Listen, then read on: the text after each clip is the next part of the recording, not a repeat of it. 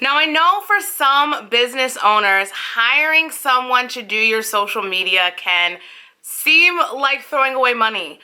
It might seem like it's a frivolous expense when you have someone who is working in your office who that can be their job when they're not doing their job. In this video though, I'm going to talk about a couple of key things for you to consider when deciding who is going to do your social media. I'm Tiff Perkins, digital marketer, content creator, and boss baby of all things Perkins Digital. And today we're getting into the nitty-gritty. We're going to be talking about everything you need to think about when deciding who is going to manage your brand's presence on social media.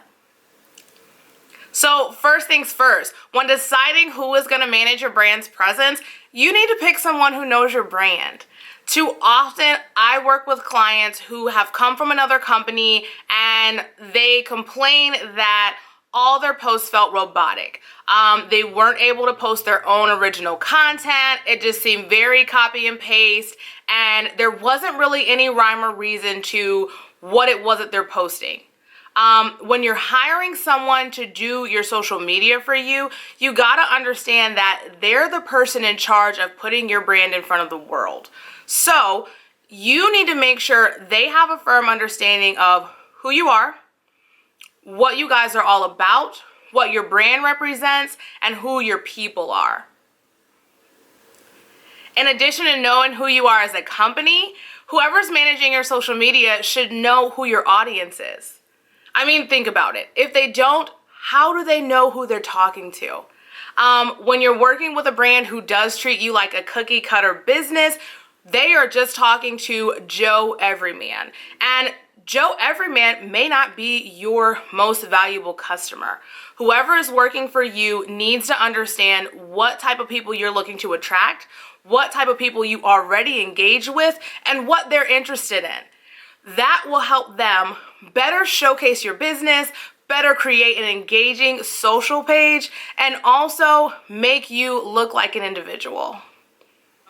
When you get to a place that you're going to be feeling out people to do your social media, especially if you're deciding to go with someone who isn't in-house, they're going to talk to you about their services. I have seen so many service cards or service emails of companies who, I don't even know what else to call it, but like gobbledygook. So make sure you are breaking through all of the brand jargon.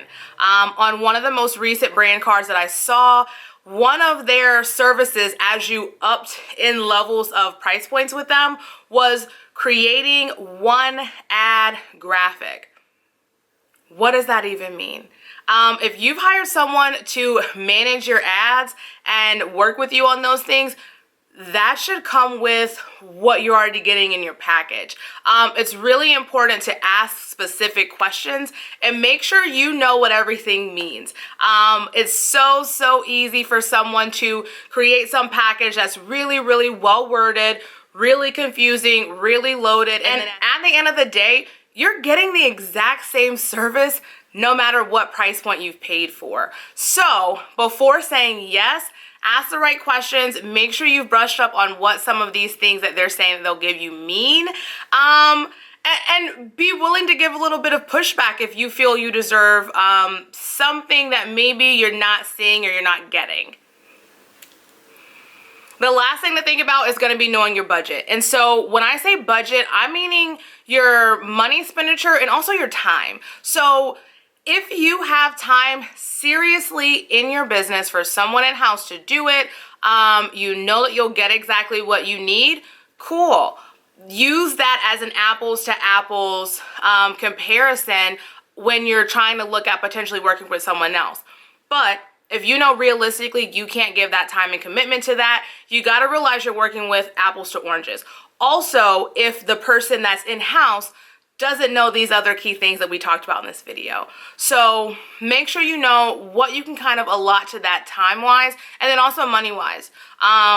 It's really easy to kind of get yourself in a space with social media platforms, especially with some of them being pay to play, and run over a budget if you're not careful. So Before going into this, ask yourself, what do I really have to give as far as time and as far as money? And use that as a basis for the decision that you're going to make with whoever it is that you're going to be working with. All right, to recap, before you choose someone to work for your business, social media, and before you choose who is going to be controlling your brand presence on social media, think about these things. 1, do they know your brand? 2, do they understand your audience? 3, are they being honest about the services that they're going to provide for you? And do you understand what those services are? 4, what's your budget?